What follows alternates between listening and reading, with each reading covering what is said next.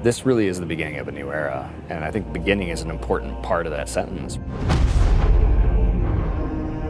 This is the first time I think that, in a long time that Bungie has stood kind of on its own.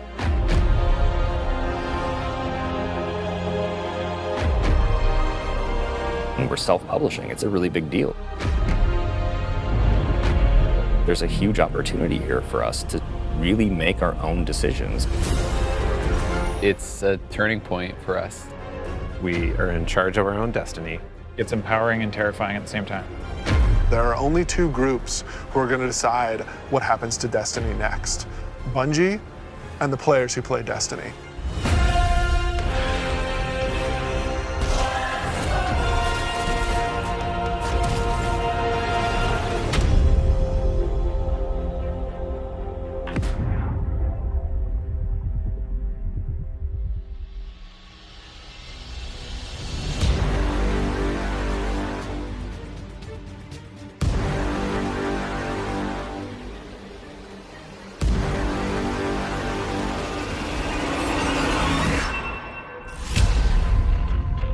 So at its core, Shadowkeep is about returning to the moon.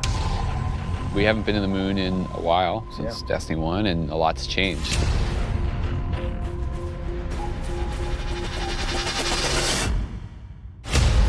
When you go back, it isn't exactly what you thought it was. There's like huge cracks ripped into it. There's a weird scarlet fortress. And so the context of the moon has been updated entirely. This isn't just about the hive anymore. It's about something else, something terrifying.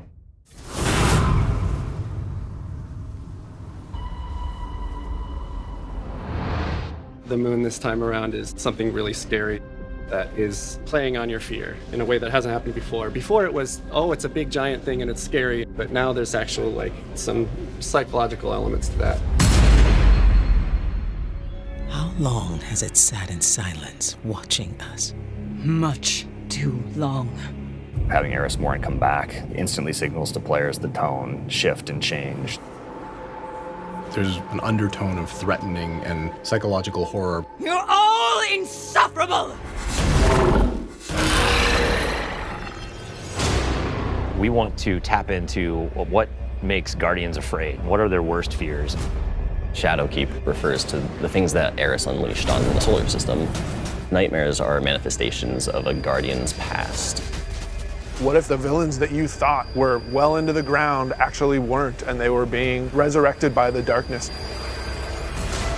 Eris is trying to figure out how she unleashed this kind of madness, and so she needs your help.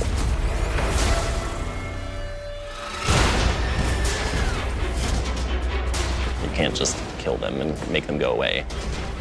What if you can't do all of the things that you've grown accustomed to doing?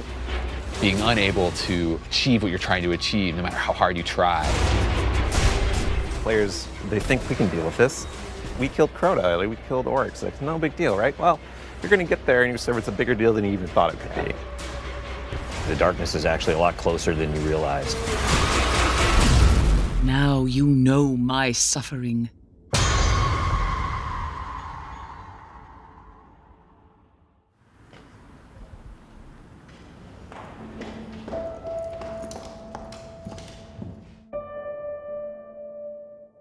It's been a year, basically, of just a constant two-way dialogue with all of our passionate players. Under it or on the sides of it more? The number of green... That's really informed what it is that players want out of the Destiny game and how we're evolving, not just the story of the world, but what happens to you as a Guardian. The thing that was supposed to blow you back or whatever, it's related to acceleration. A bunch of the work that we're doing is about adding depth to the character sheet. The teams are thinking about how do we want to evolve armor, get more stats into the game, get more player customization. How can we get the depth of pursuit for how you want to play with this awesome character you've been building now for, some of us 5 years. And completely new ways of deepening the character RPG that we all know and love and want to be better.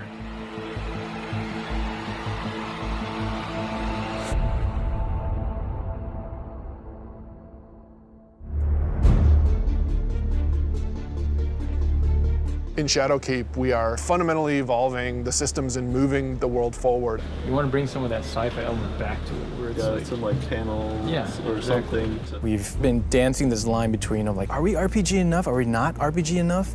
And now we're like, you know what? Screw it. Let's just go all in and just say like, hey, let's give players what they want. Allow them to kind of like customize the players and their habits and their game modes and all that stuff as much as they want to.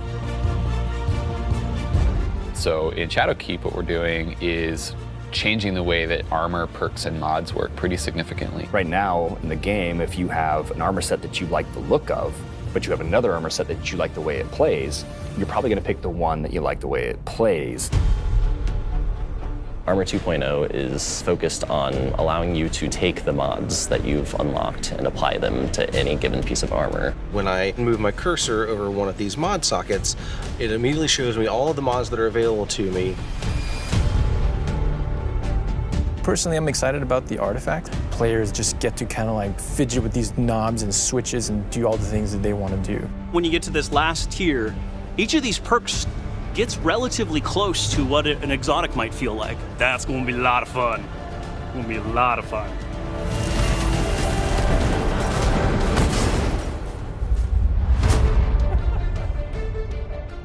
Finishing moves are a new thing for Shadowkeep. What's your favorite? I mean, there's some crazy ones. For the hunter, this awesome flourish where he actually does like spin in front of him, has two knives, and then just hits. I was like, what the heck? Like, what game is this? Yeah, Titan finisher. He jumps in the air, pulls back, looks at his fist, and It's kind of like the dunk. There's so many different ways to dunk. You can behind the back, 360, cartwheel, whatever.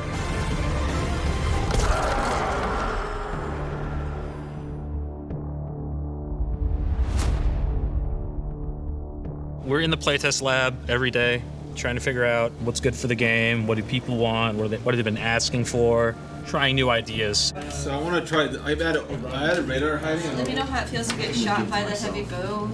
I am working on an exotic heavy bow, and I'm just working on figuring out some knockback, trying to see how big this, okay, that's probably too much, but you get the idea. This is an exotic trace rifle. Fire it on an enemy and it creates a big old crit spot. Here's a hand cannon that Victor's working on. It fires special ammo, and it's a little bit like a one-handed sniper. Like, it's actually our only hand cannon with a scope on it. Right now, it kind of lights you on fire if you keep firing it too much. We'll see. Some people like it, some people are kind of but we'll hammer it all out. All right, it's time. It's about to get loud in here. 1v1. 1v1 on the board. Oh! One of the things we really want to focus on, especially with Season 8 and the start of Shadowkeep, is a renewed focus on PvP. You're all on the other team. We're updating labs to include some much-loved game types from the past. We're also redoing a bunch of the playlists and how they work. But the really important thing for players to know is this is just the beginning. This is us building the foundation of what we're doing with the Crucible going forward.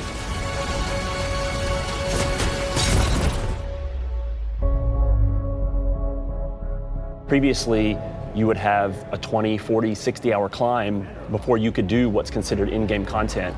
And now you can pretty much do that immediately. We want you to feel like you are in the end game from the moment you step on the planet. Leveling up your Guardian and becoming more powerful, overcoming dungeons, overcoming raids. For the raid, we had multiple destinations that we were considering, and Black Garden was like immediately top of the list. And everyone was like, yes, and I was like, yes, that's the one I wanted.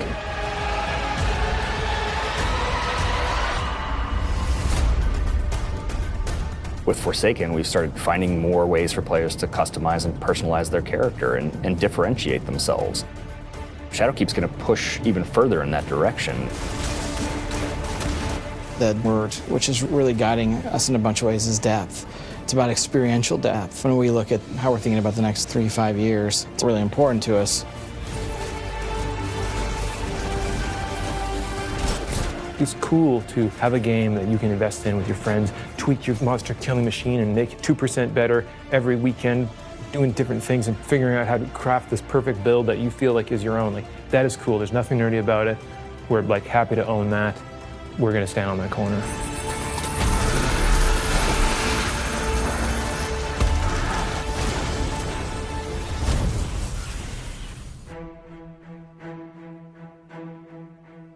As things change, if the game doesn't feel like it's changing to meet the new landscape, it just all fall down. You know, part of our DNA is finding different ways to bring people together. We needed a way to crush the barriers between friends. We all have friends who could play Destiny, who are interested in it, but then we think about recommending it like, oh man, you're gonna have to play about 40 hours by yourself, and then you gotta pay all this money, and you know, maybe you should just play something else. And that can't be the story. We need an entry point for your friends to be able to get into Destiny. This is just simply about bringing people together to make it easy for players to enter this universe. There's a new entry point coming out in September called New Light, and New Light is a free-to-download experience. We're going to start off in the same place where Guardians first came into the world. Guardian. Guardian? Eyes up, Guardian. It worked. You're alive. You started in the Cosmodrome. You're going back. Going back. Yeah, blast from the past. Okay, it's not going to break orbit, but it just might get us to the city. It's as easy as come in, make a character, play the amazing introduction to the game, and then land in the tower. And then we'll set them loose to open up the world as they see fit. And have sort of an array of potential in front of you. You can just start playing the game and get into some of the same activities that your friends might be playing. The campaigns from D to Year One, the Red War, Curse of Osiris, Warmind.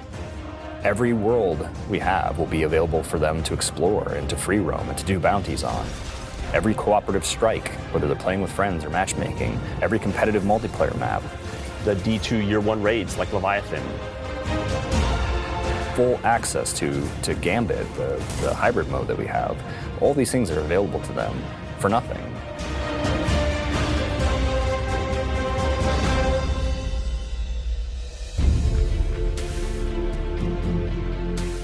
We've always said that Destiny is best when you play it with your friends, and we're trying to make it easier. So if your friends who are playing Destiny are on different platforms, we're adding cross-saves so that you can move between the different platforms and play wherever your friends are. Like if I'm playing and I want to move over to my PC, I should have my character go with me. We want Destiny to meet you wherever you want to play, so that's incredibly important for us.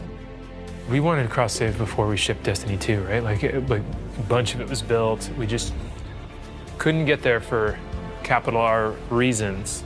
Many of those reasons have disappeared. So we are headed full steam ahead on that. And we got to figure out how we're going to get there and how we're going to give the players what they want.